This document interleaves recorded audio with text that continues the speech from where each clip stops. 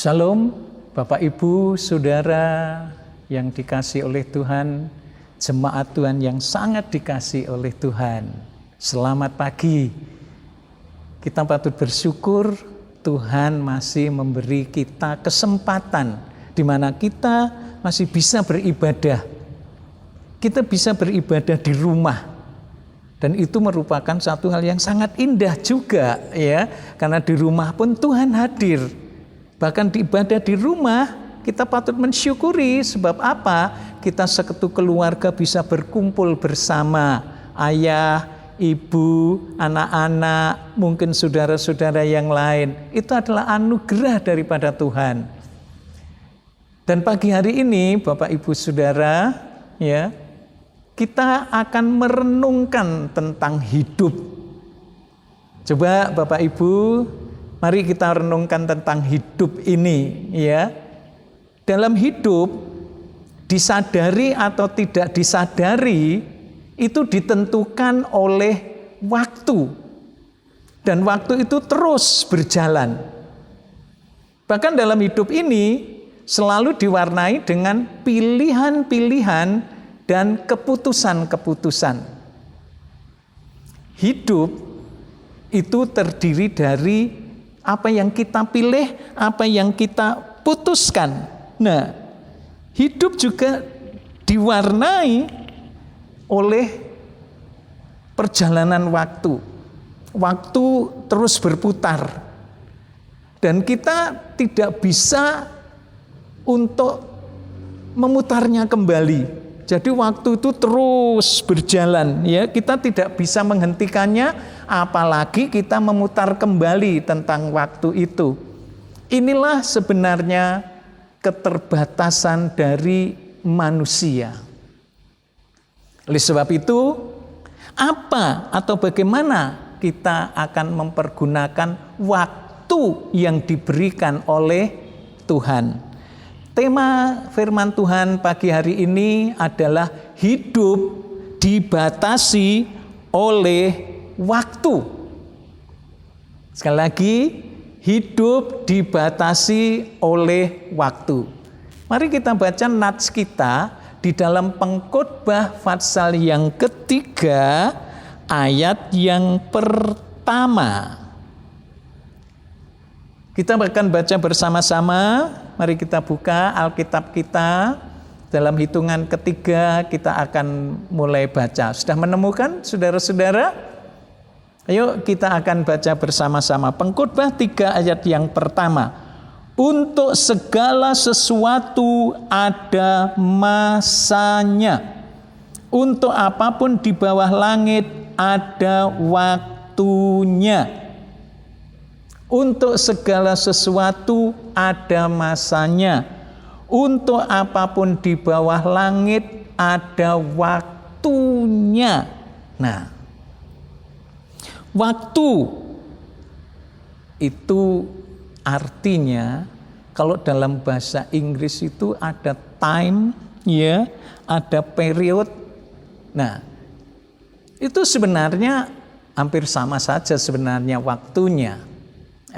Artinya ya, karena itu mari kita akan melihat, kalau saudara baca di dalam Pengkhotbah pasal 3 ayat yang pertama sampai ayat yang ke-15, saudara akan melihat dua hal di dalam hidup ini.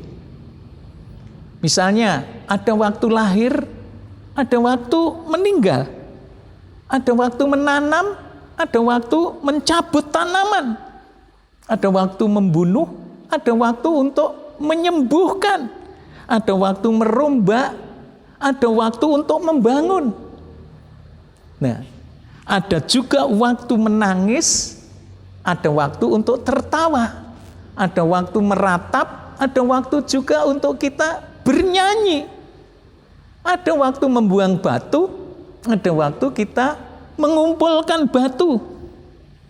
Ada waktu untuk memeluk misalnya. Tapi ada waktu kita untuk apa? Menahan diri dari memeluk. Jadi di sini kita melihat waktu. Ya. Nah, jadi ada dua hal dalam hidup ini. Misalnya ada waktu mencari, ada waktu membuang, ada waktu merobek, ada waktu menjahit, ada waktu berdiam diri. Kita juga ada waktu untuk berbicara, ada waktu untuk mengasihi, ada waktu membenci. Ada waktu perang, ada waktu berdamai. Itulah yang ditulis di dalam pengkhotbah ini tentang waktu. Nah, tapi ingatlah bahwa segala sesuatu yang dilakukan oleh Allah itu tetap berlaku untuk selama-lamanya. Coba kita baca Pengkhotbah pasal 3 ayat yang ke-14 yang mengatakan demikian. Aku tahu bahwa segala sesuatu yang dilakukan Allah akan tetap ada untuk selamanya. Itu tak dapat ditambah dan tak dapat dikurangi. Allah berbuat demikian supaya manusia takut akan Dia.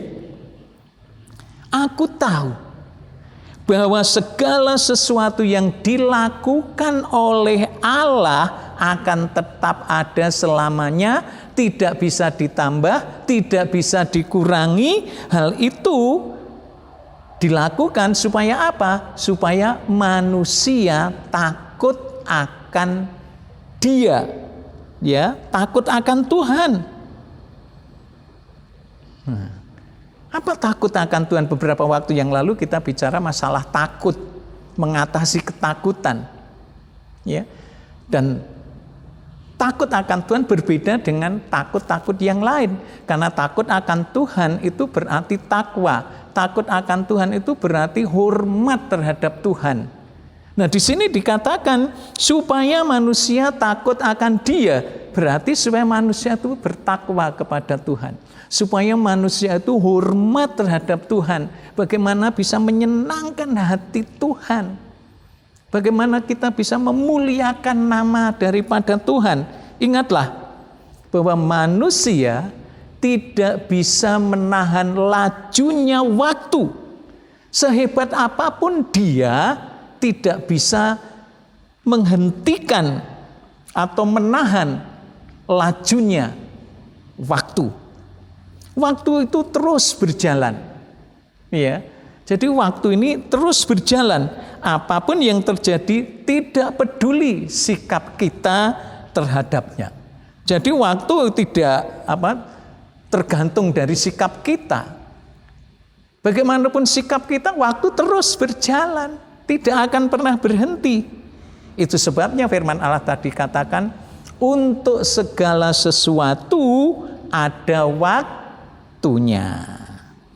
Jadi selama kita masih hidup, Bapak Ibu Saudara yang kekasih, kalau Tuhan masih berikan kita hidup di dunia ini, kita akan terus berpacu dengan waktu.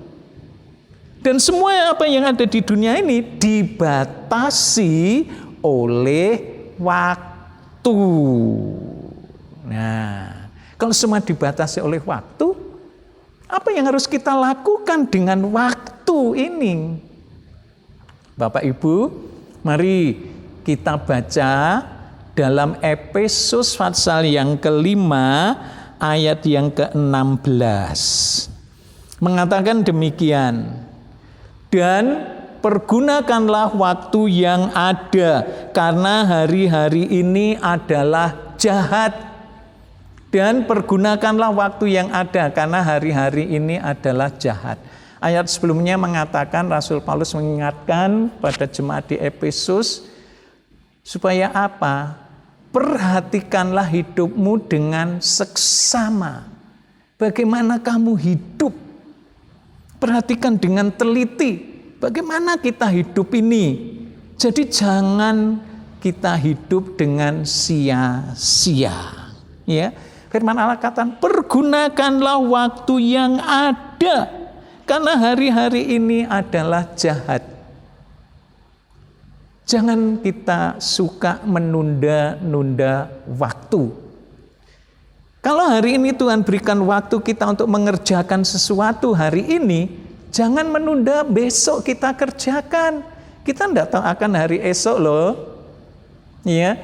kita hidup hari ini.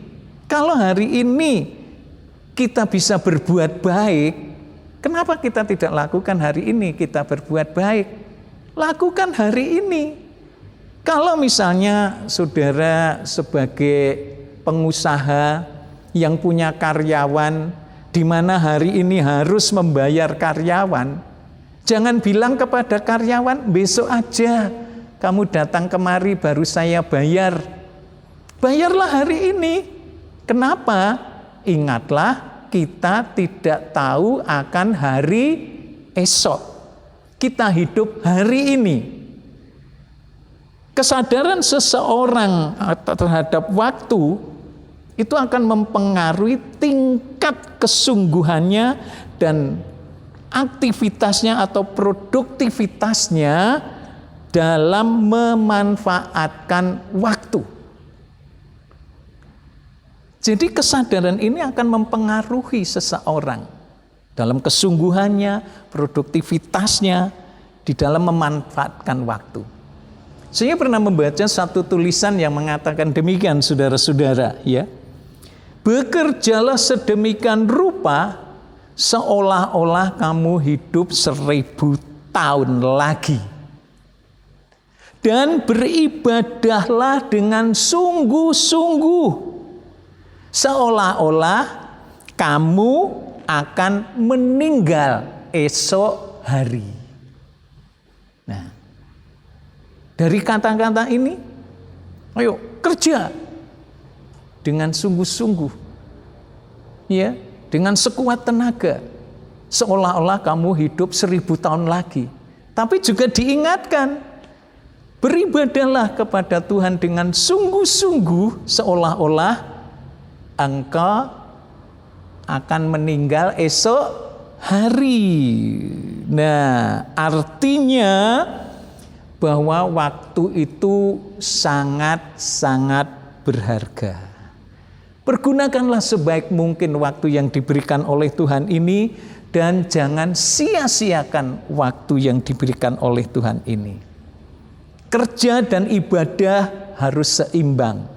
Ingat kata-kata ora et labora, berdoa dan bekerja, saudara-saudara. Jadi berdoa dan bekerja. Ada ibadah kepada Tuhan, waktunya kita kerja. Waktunya ibadah, kita ibadah. Ada keseimbangan di dalam hidup. Jika jatah waktu yang diberikan oleh Tuhan kita itu habis, maka usahlah waktu kita berjeri lelah di dunia ini dan kita memasuki babak baru yang dimulai. Dan setiap pekerjaan yang kita lakukan di dunia ini akan diuji. Ya. Mari kita akan membaca di dalam 1 Korintus 15 ayat 58. Berbunyi demikian.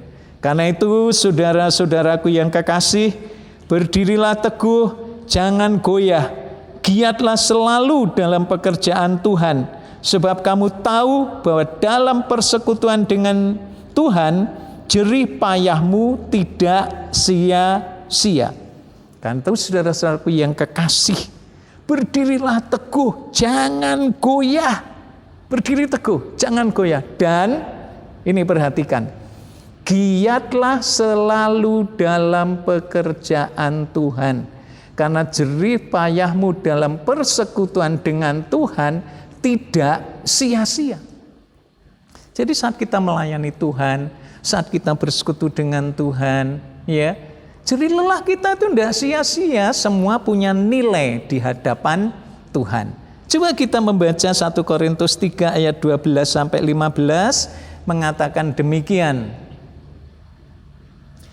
Entahkah orang membangun di atas dasar ini dengan emas, perak, batu permata, kayu, rumput kering, atau jerami. Sekali kelak pekerjaan masing-masing orang akan nampak, karena hari Tuhan akan menyatakannya. Sebab ia akan nampak dengan api, dan bagaimana pekerjaan masing-masing orang akan diuji oleh api itu. Jika pekerjaan yang dibangun seseorang tahan uji, ia akan mendapat upah. Jika pekerjaannya terbakar, ia akan menderita kerugian. tapi ia sendiri akan diselamatkan, tapi seperti dalam api. Nah, setiap tindakan, setiap pekerjaan yang kita lakukan di dunia ini, semua akan diuji. Dan setiap hal itu punya nilai masing-masing. Apakah dalam hidup kita punya nilai seperti emas, perak, ataukah nilai hidup kita itu seperti rumput dan jerami yang kering? Semua itu akan dinyatakan oleh Tuhan saat kedatangannya, ya, yang akan datang, dan dengan api akan menguji setiap pekerjaan kita. Emas semakin diuji dengan api akan semakin bersinar dan semakin murni. Tapi kalau rumput dan jerami yang kering itu terbakar, maka habislah rumput dan jerami itu.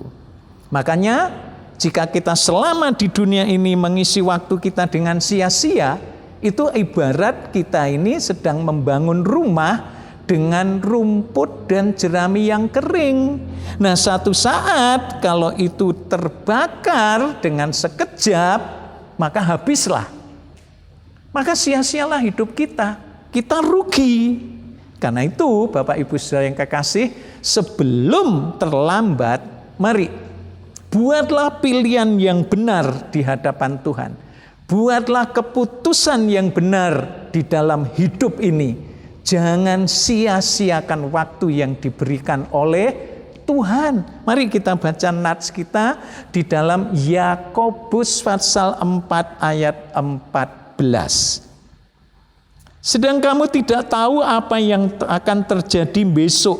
Apakah arti hidupmu? Hidupmu itu sama seperti uap yang sebentar saja kelihatan lalu lenyap. Sedangkan kamu tidak tahu akan hari esok. Apa yang terjadi besok itu kita tidak tahu. Apa arti hidupmu? Hidupmu seperti uap, sebentar saja kelihatan, sebentar kemudian lenyap. Dalam ayat sebelumnya mengatakan, ya, bahwa ada seorang yang akan pergi ke negeri Anu, lalu berdagang dan berhasil. Nah, dalam setahun berhasil. Itu rencana manusia. Dan ayat ini mengingatkan, sedang kamu tidak tahu apa yang terjadi hari besok. Apa arti hidupmu? Hidupmu itu seperti uap. Sebentar kelihatan, sebentar lenyap. Itu hidup manusia. Itu dibatasi oleh waktu. Bapak Ibu Saudara, ya. Jadi waktu itu terus berjalan, kita tidak bisa menghentikan perjalanan waktu. Karena itu, mari, selama Tuhan masih memberi kesempatan dan memberi waktu bagi kita, pilihlah sebelum terlambat untuk memilih hidup yang benar, hidup yang takut akan Tuhan, hidup yang memuliakan Tuhan. Ya, mari kita muliakan Tuhan, kita hormat terhadap Tuhan. Selamatkan waktu saudara, supaya kita tidak sia-sia di dalam hidup ini. Sekali lagi saya katakan, apakah arti hidupmu? Hidupmu seperti uap yang sebentar saja kelihatan, lalu lenyap. Biarlah firman Allah pagi ini menjadi berkat bagi kita semuanya, untuk kita memanfaatkan waktu yang diberikan Tuhan dengan sebaik-baiknya, dengan memilih hal yang benar di hadapan Tuhan. Tuhan memberkati. Amin. Mari Bapak Ibu Saudara yang kekasih, kita akan naikkan satu pujian, selamatkanlah waktumu, detik-detik dalam hidup ini.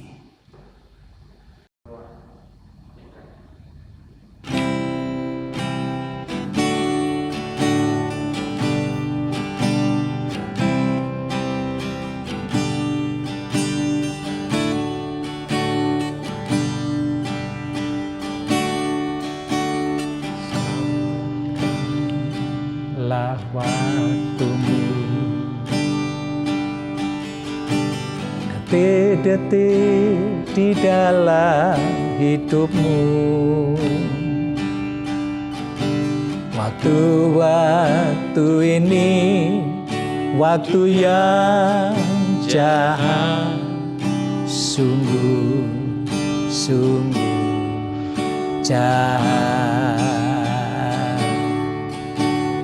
Jelmakan Yesus hidup,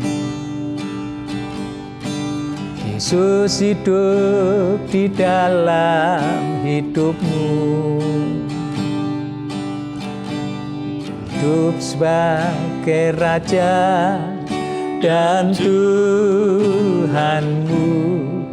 sungguh indah. Selamatkan waktumu, selamatkanlah waktumu, detik-detik di dalam hidupmu, waktu-waktu ini, waktu yang jahat, sungguh jahat. Jelmakan Yesus hidup, Yesus hidup di dalam hidupmu, hidup sebagai Raja dan Tuhan, sungguh indah. Jelmakan Yesus, jelmakan Yesus hidup, Yesus hidup di dalam hidupmu, hidup sebagai Raja dan Tuhanmu, sungguh indah, sungguh indah, sungguh indah. Haleluya, haleluya,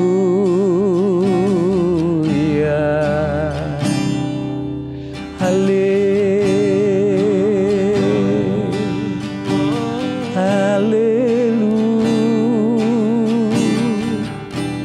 Syukur,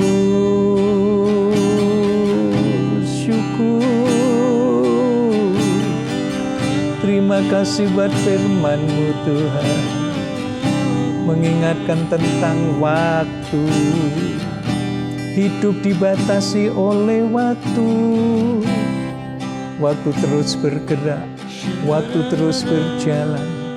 Kami tak bisa menghentikan Tuhan, bahkan mengulang kembali. Syukur firman-Mu mengingatkan agar kami pergunakan waktu dengan sebaik-baiknya. Jangan kami tunda-tunda waktu. Tuhan, ampuni kami. Mungkin kami telah menyia-nyiakan waktu. Banyak waktu terbuang sia-sia. Tapi hari ini Tuhan, Kau mengingatkan supaya kami memiliki persekutuan dengan Tuhan. Karena jerih payah persekutuan dengan Tuhan tidak sia-sia. Syukur bagimu. Terima kasih Tuhan, terima kasih buat kasih-Mu, terima kasih buat berkat-Mu hari ini. Terpujilah Tuhan, haleluya. Terima kasih Tuhan. Ya Tuhan, kami bersyukur kalau saat ini Tuhan masih memberi waktu. Waktu adalah kesempatan. Kau memberikannya supaya kami dapat beribadah, memuliakan, memuji, meninggikan akan nama-Mu. Terima kasih untuk waktu ini. Jangan sampai kami menyia-nyiakan waktu yang Tuhan karuniakan kepada kami. Apalagi menunda-nunda untuk melakukan sesuatu bagi kemuliaan nama-Mu. Terima kasih Tuhan untuk firman-Mu. Berkatilah seluruh jemaat-Mu yang dapat beribadah pada pagi hari ini di rumah mereka masing-masing. Berkat-Mu menyertai selalu, dan biarlah waktu yang Tuhan berikan benar-benar efektif, terlebih untuk memuliakan nama-Mu. Segala berkat turun atas jemaat-Mu. Kuatkan iman mereka, Tuhan, segala pergumulan mereka, Tuhan yang akan menolong. Tuhan mencukupkan setiap apa yang mereka butuhkan. Karena kami tetap meyakini pertolongan kami datangnya dari pihak Tuhan adanya. Biar semua sehat, semua penuh sukacita, dan berkemenangan di dalam Tuhan Yesus Kristus. Terima kasih Tuhan. Dan sekarang saudara-saudaraku yang kekasih, terimalah berkat dari Allah Bapa, cita kasih dari Sang Putra yaitu Tuhan Yesus Kristus, persekutuan di dalam Roh Kudus, menyertai saudara-saudara semua hari ini dan sampai selamanya di dalam nama Tuhan Yesus Kristus. Haleluya. Amin. Tuhan memberkati. Puji Tuhan. Amin.